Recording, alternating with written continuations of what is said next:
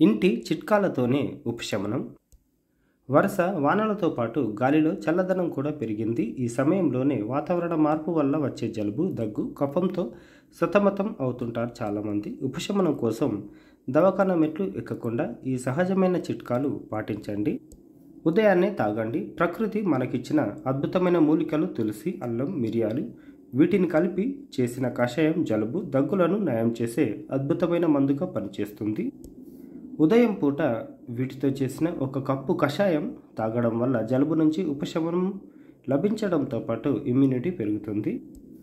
గొంతు రక్షణకు తేనెలో అల్లం రసం కలిపి రోజుకు 2 సార్లు తాగితే చాలు.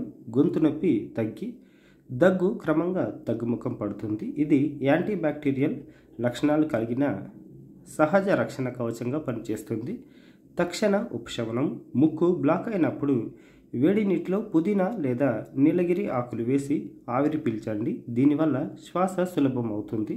గొంతులో పేరుకుపోయిన కఫం తీవ్రత తగ్గుతుంది. Healthy hot drinks.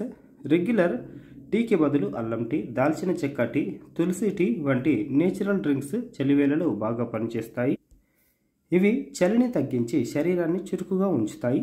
ఇవి కూడా పాటించండి. పై చిట్కాలు పాటిస్తూనే చల్లని నీళ్లు, ఐస్ క్రీమ్స్ వంటి చల్లటి పదార్థాలకు దూరంగా ఉండండి. వర్షంలో తడిసిన వెంటనే పొడి బట్టలు వేసుకోవాలి.